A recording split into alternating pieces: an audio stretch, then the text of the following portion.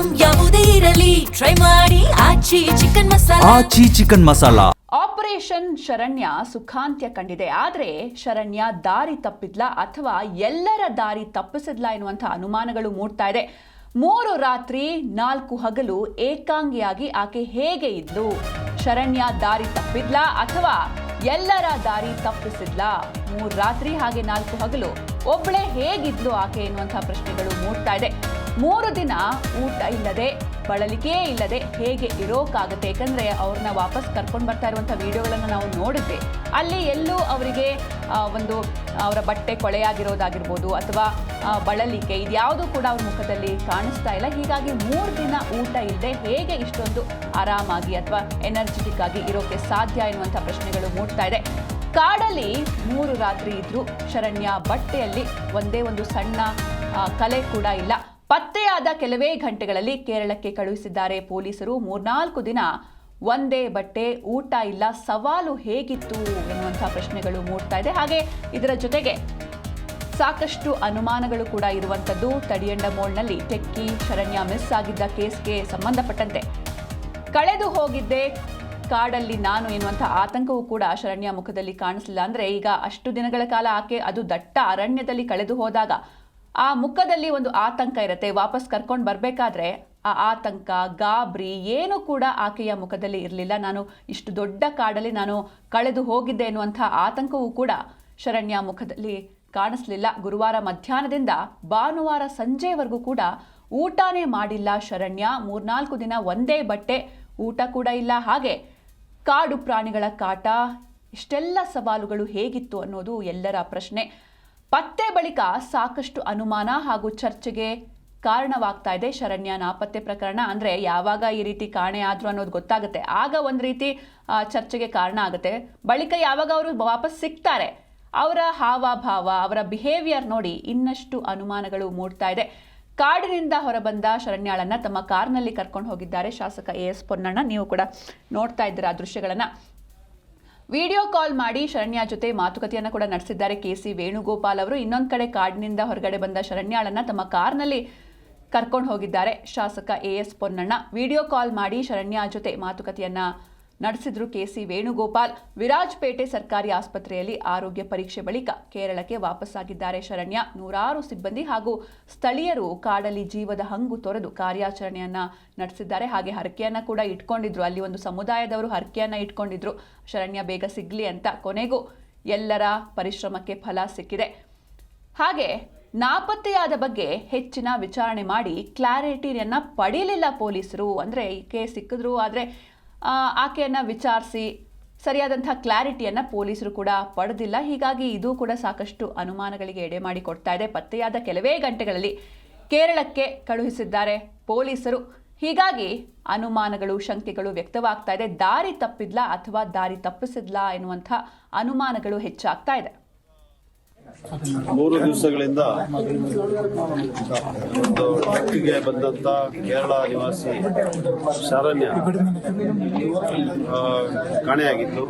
ಅರಣ್ಯ ಇಲಾಖೆಯವರು, ಜಿಲ್ಲಾ ಪೊಲೀಸ್ ಇಲಾಖೆಯವರು ಮತ್ತು ರಾಜ್ಯದ ಎಲ್ಲರ ಮುಖ್ಯಮಂತ್ರಿಗಳು, ಉಪಮುಖ್ಯಮಂತ್ರಿಗಳು, ಅರಣ್ಯ ಸಚಿವರು, ಗೃಹ ಸಚಿವರು ಎಲ್ಲರೂ ಕೂಡ ಇದರ ಬಗ್ಗೆ ಬಹಳ ಹೆಚ್ಚು ಒಂದು ಚಿಂತನೆಗೊಳಗಾಗಿದ್ರು.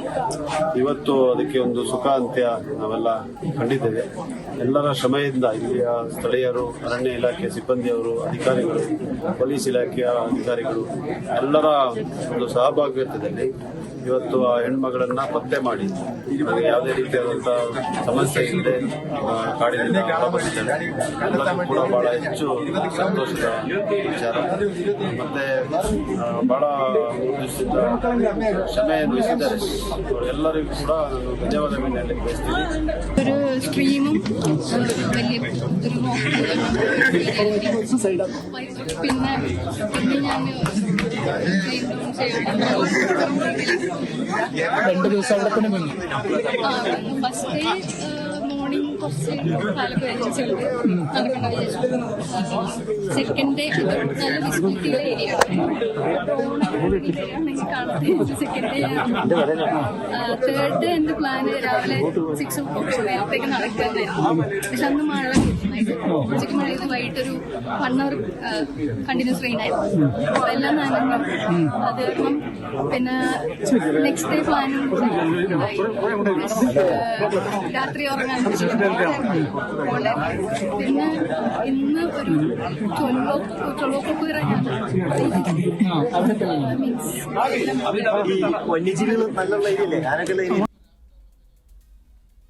ಎಸ್, ಇನ್ನು ನೀವು ಕೂಡ ದೃಶ್ಯದಲ್ಲಿ ನೋಡ್ತಾ ಇದ್ದೀರಾ, ಆಪರೇಷನ್ ಶರಣ್ಯ ಸುಖಾಂತ್ಯ ಕಂಡಿದೆ. ಈ ಹಿಂದೆ ಇವರು ಕೇರಳದಿಂದ ಕೊಡಗಿಗೆ ಅಂತ ಟೂರ್ ಬಂದಿರ್ತಾರೆ ಫ್ರೆಂಡ್ಸ್ಗಳ ಜೊತೆ. ಹಾಗೆ ಇವರೆಲ್ಲರೂ ಸೇರಿಕೊಂಡು ಟ್ರೆಕ್ಕಿಂಗ್ಗೆ ಅಂತ ಹೋಗಿರ್ತಾರೆ. ಈ ಸಂದರ್ಭದಲ್ಲಿ ಈಕೆ ಮಾತ್ರ ನಾಪತ್ತೆಯಾಗ್ತಾರೆ.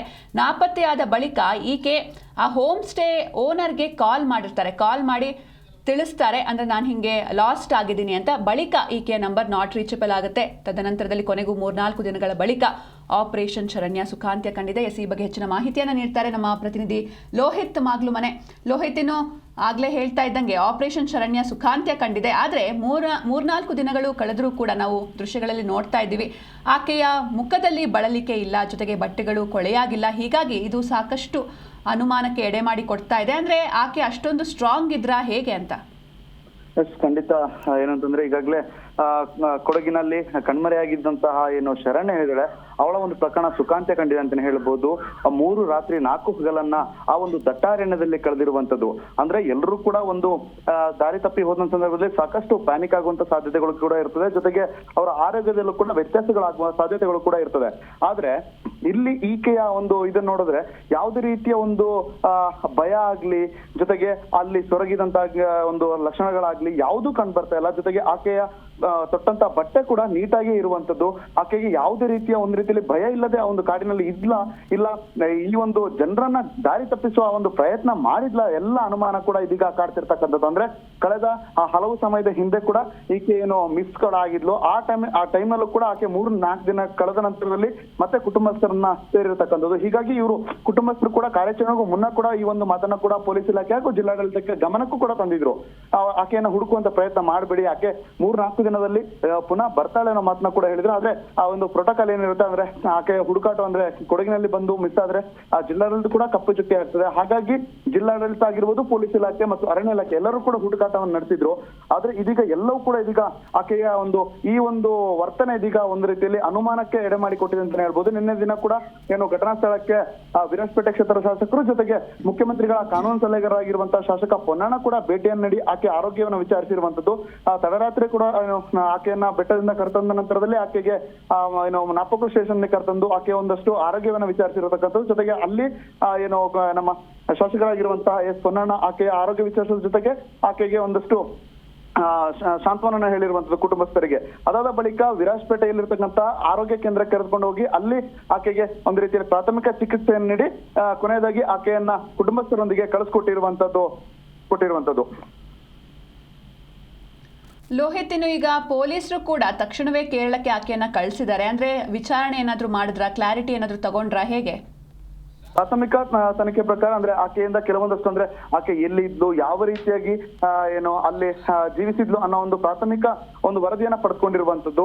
ಅಂದ್ರೆ ಆಕೆ ಅಲ್ಲಿ ಇದ್ದಂತದ್ದು ಅಂದ್ರೆ ದಟ್ಟ ಕಾಡು, ಅಲ್ಲಿ ಆಕೆಯ ಬಳಿ ಇದ್ದಂತದ್ದು ಕೇವಲ 1 ದಿನಕ್ಕೆ ಆಗುವಂತ ಆಹಾರ ಪದಾರ್ಥಗಳು ಮಾತ್ರ, ಬಿಸ್ಕೆಟ್ ಆಗಿರ್ಬೋದು, ಜೊತೆಗೆ ಬಾಳೆಹಣ್ಣು. ಅಂದ್ರೆ ಟ್ರಕ್ ಮಾಡಿ ಸಾಕಷ್ಟು ಅನುಭವನ ಹೊಂದಿರುವಂತ ಈಕೆ ಕೆಲವೊಂದಷ್ಟು ಏನೋ ಟ್ರಕ್ಕಿಂಗ್ಗೆ ಬೇಕಾದಂತ ಒಂದಷ್ಟು ವಸ್ತುಗಳನ್ನ ತೆಗೆದುಕೊಂಡು ಹೋಗಿರ್ತಾಳೆ. ಅದಾದ ಬಳಿಕ ಆಕೆ ಹೇಳೋ ಪ್ರಕಾರ ಅಂದ್ರೆ ಪೊಲೀಸರಿಗೆ ಪ್ರಾಥಮಿಕ ಮಾಹಿತಿ ಪ್ರಕಾರ ನೀಡಿರುವಂತದ್ದು ಏನು ಅಲ್ಲಿ ಬೆಟ್ಟ ಗುಡ್ಡಗಳಿರುವಂತಹ ಆ ನೀರನ್ನ ಕುಡ್ಕೊಂಡು ನಾನು ಬದುಕಿದ್ದೆ, ಜೊತೆಗೆ ಈ ಒಂದು ಹುಡುಕಾಟ ನಡೆಸುವ ಸಂದರ್ಭದಲ್ಲಿ ನನಗೆ ದಾರಿ ತಪ್ಪಿ ಹೋಗಿತ್ತು. ಕೊನೆಯದಾಗಿ ನಾನು ಕರೆ ಮಾಡಿರುವಂತದ್ದು ಹೋಮ್ ಸ್ಟೇ ಮಾಲೀಕರಿಗೆ ಕರೆ ಮಾಡಿ ನನಗೆ ನೆಟ್ವರ್ಕ್ ಸಿಗ್ತಾ ಇಲ್ಲ, ನನ್ನ ದಾರಿ ತಪ್ಪಿ ಹೋಗಿದ್ದೀನಿ ಅನ್ನೋ ಒಂದು ಮಾಹಿತಿಯನ್ನು ಹಂಚ್ಕೊಂಡಿರ್ತಾಳೆ. ಅದರ ಆಧಾರದಲ್ಲಿ ಎಲ್ಲಾ ರೀತಿಯ ಹುಡುಕಾಟವನ್ನು ಕೂಡ ನಡೆಸಿರುವಂತದ್ದು.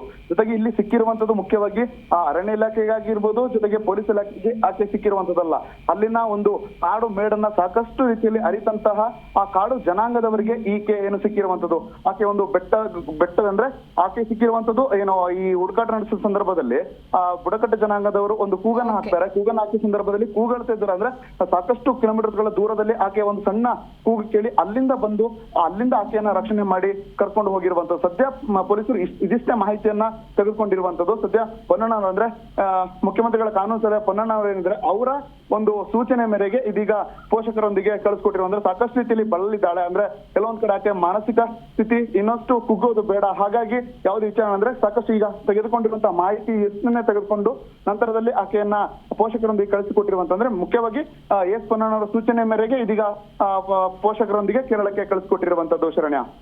Okay, thank you Lohith Maglumane ನಿಮ್ಮೆಲ್ಲ ಡೀಟೇಲ್ಸ್ಗಾಗಿ.